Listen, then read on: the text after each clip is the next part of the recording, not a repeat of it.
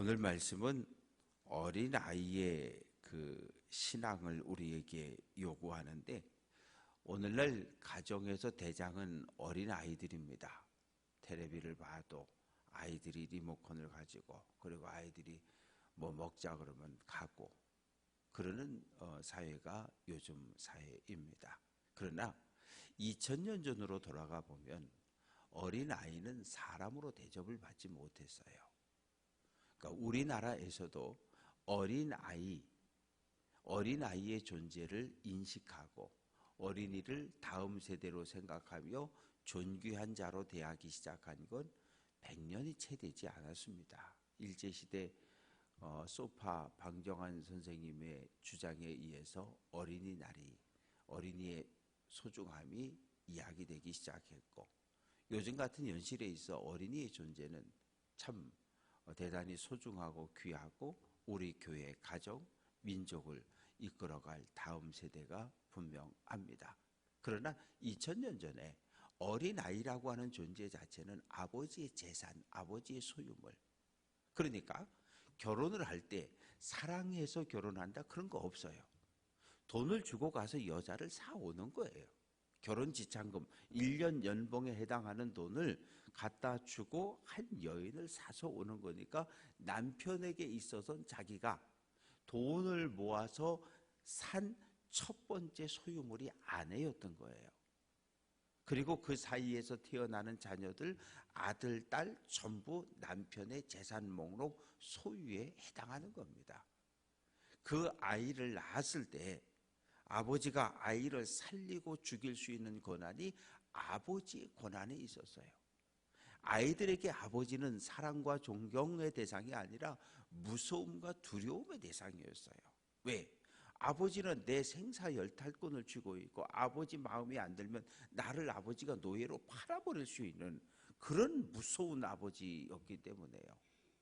근데 오늘 예수님께서 어린아이를 비유로 해서 말씀을 하십니다. 어린아이의 존재는 여자보다도, 어린아이의 존재는 집에 있는 종보다도 못한 존재가 그게 어린아이였단 말이에요. 근데 예수님 오늘 말씀하십니다.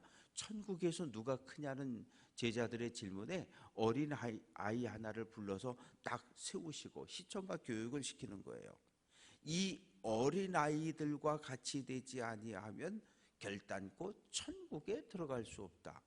이 제자들은 이해가 안 되는 거죠. 어린아이라고 하는 존재 자체가 가정에서도 사회에서도 전혀 대접받지 못하는, 뭘 인구조사를 해도 여자와 어린아이는 빼고 계산을 하는데, 아니 뭔 어린아이와 같이 되지 아니하면, 그러니까 이 사회에서 전혀 존중받지 못하는 그런 어린아이의 마음은 어때요?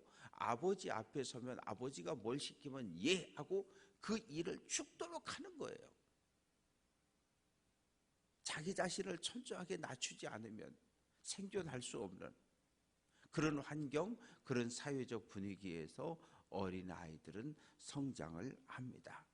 그래서 이 어린아이라고 하는 것은 이 사회에서 가장 낮은 자리에 있는 존재가 어린아이들이에요. 자기 자신을 이 어린아이처럼 철저하게 낮추는 사람이 하나님 나라에 들어가고 천국에서 크다. 그러니 제자들이 이해가 안 되는 거죠.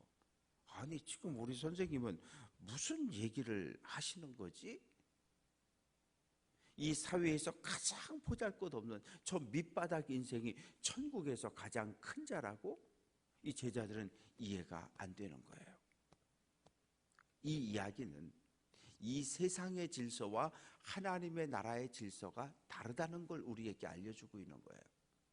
이 세상에서는 돈 있는 사람이, 권력을 가진 사람이, 힘 있는 사람이 존중을 받고 대접을 받는 사회지만 하나님의 나라 천국은 그렇지 않다는 거예요. 만약에 이 세상의 질서가 천국에서 그대로 적용이 된다면 어떤 일이 벌어지겠어요?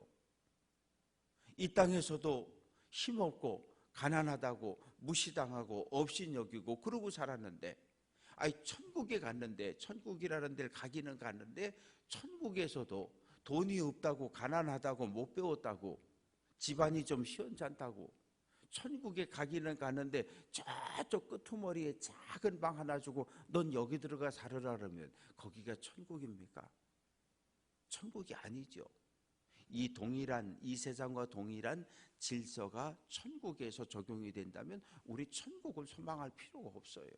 이 땅에서도 찌긋찌긋하게 살았는데 뭐하러 천국 가서까지도 그런 삶을 우리가 살아가야 합니까? 천국은 그런 곳이 아니에요.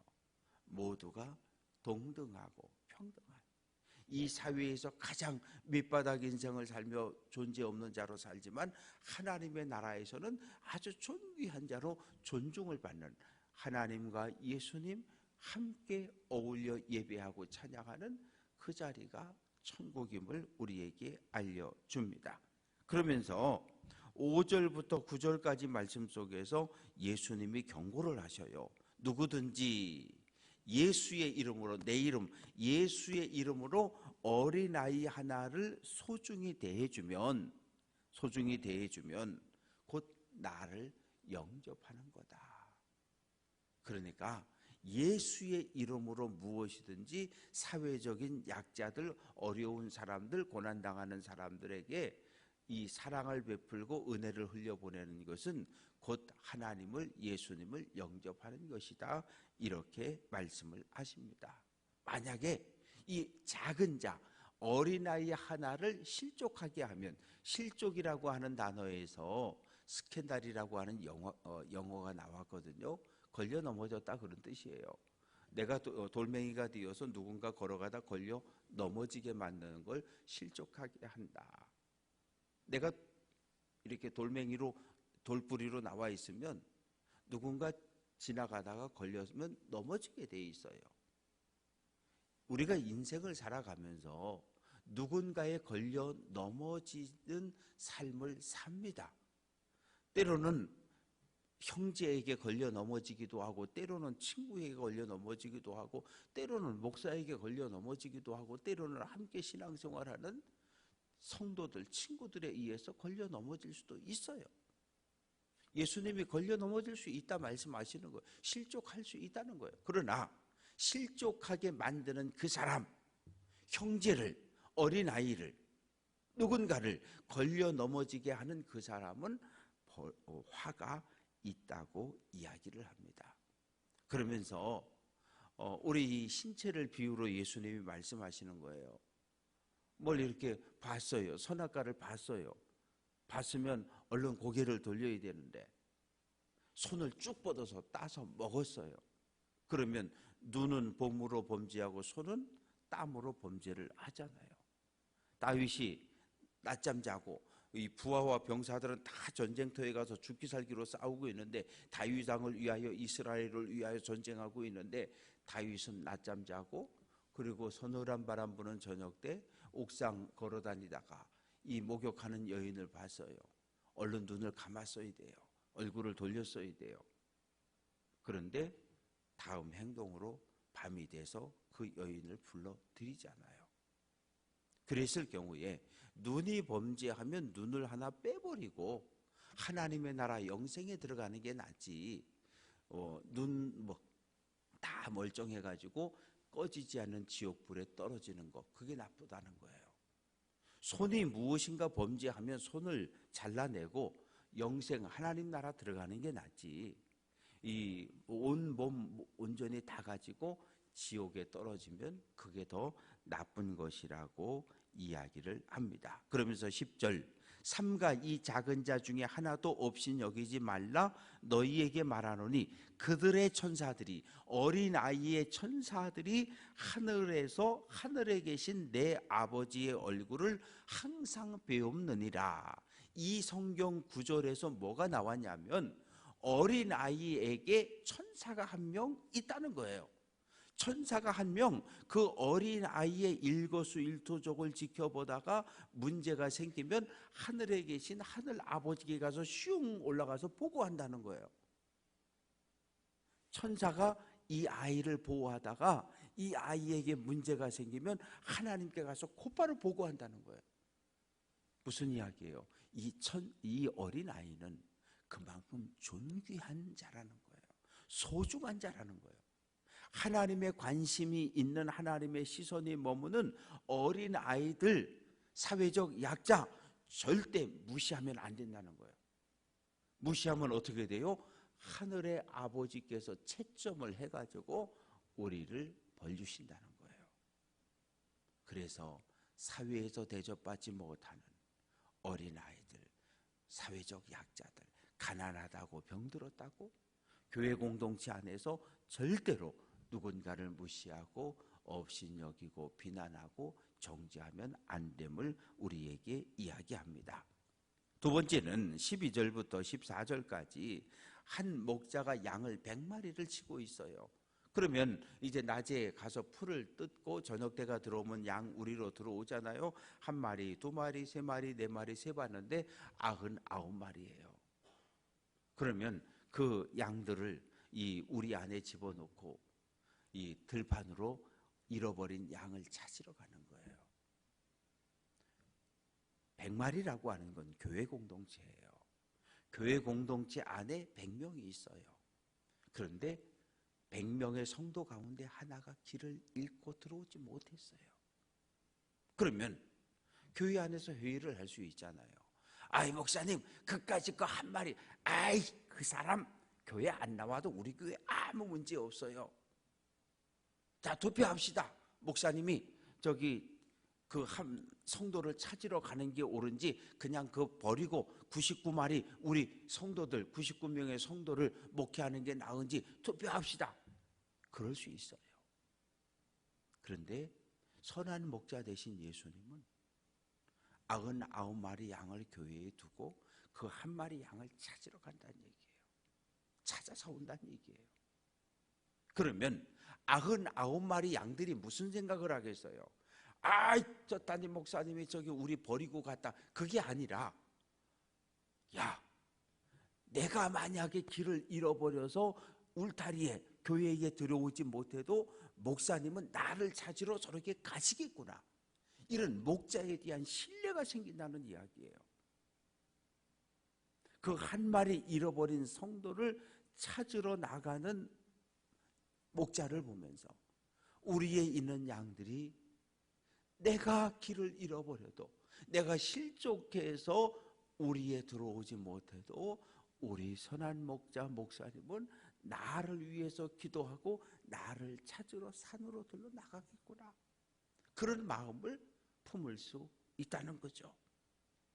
15절부터 그래서 14절 말씀 보면 이 작은 자 중에 하나라도 잃는 것은 하늘 아버지의 뜻이 아니라는 거예요.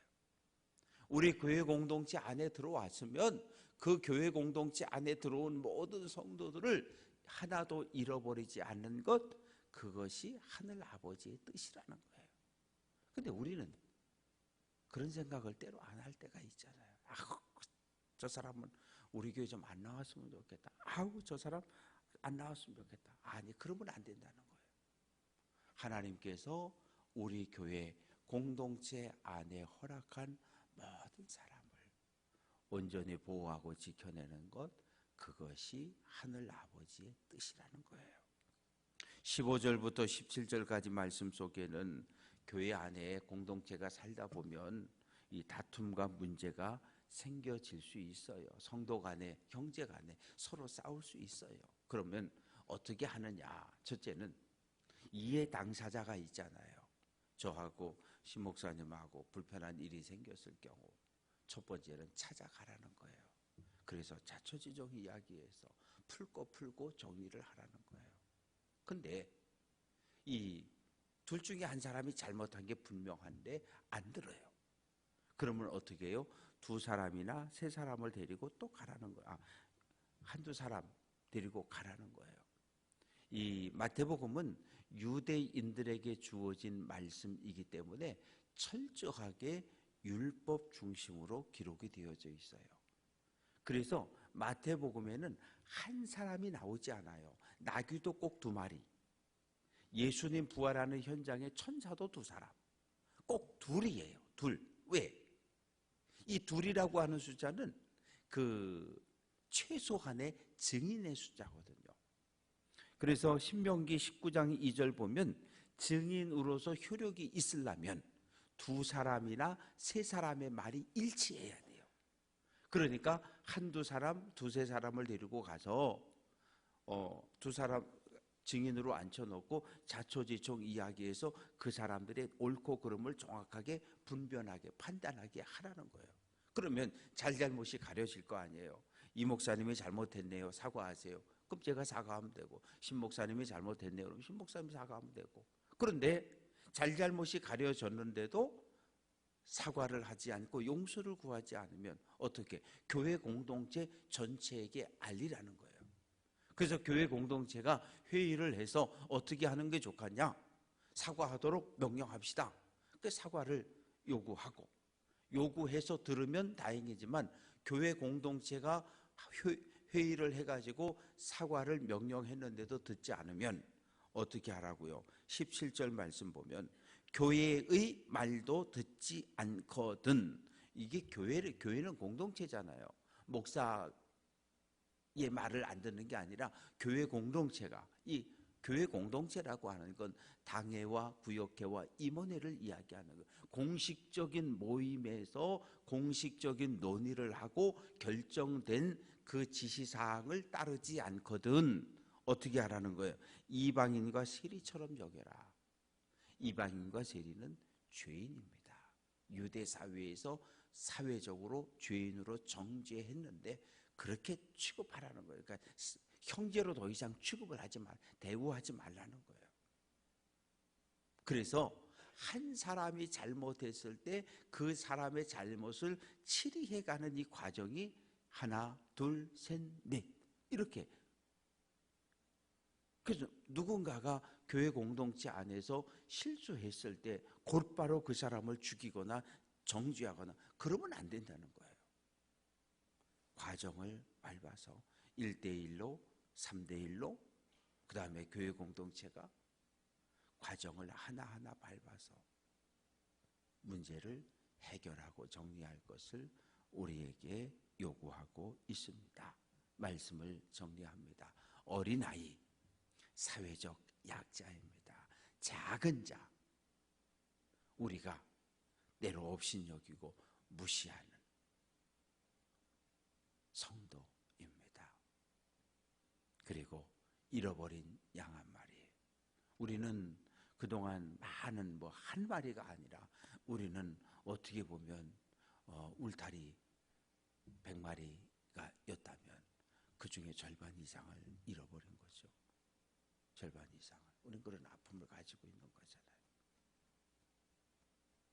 그래서 잃어버린 양들에 대해서 우리가 관심을 가져야 하고, 잃어버린 양들 가운데 다른 교회 울타리에 들어가 신앙생활 잘하고 있는 사람은 다행이고, 그렇지 못하고 방황하며 이리에게 맹수에게 뜯기고 이단과 사이비에게 끌려가고 그런 일이 벌어진다면 그건 다 우리 책임이라는 거예요. 바라고 소망하는 것은 함께 믿음의 길을 걸었던 사람들 가운데 교회를 떠났고 지금도 아픔과 상처 속에 있는 사람들이 기억나거든. 그분들을 위하여 기도하고 이 교회 공동체가 얼마나 소중한 공동체인지 다시 한번 깨닫고 교회 공동체의 거룩함을 회복하고 하나님이 보시기에 좋은 교회를 세워가는 일에 열심을 내주시는 귀한 성도들 될 수 있기를 주님의 이름으로 부탁드립니다.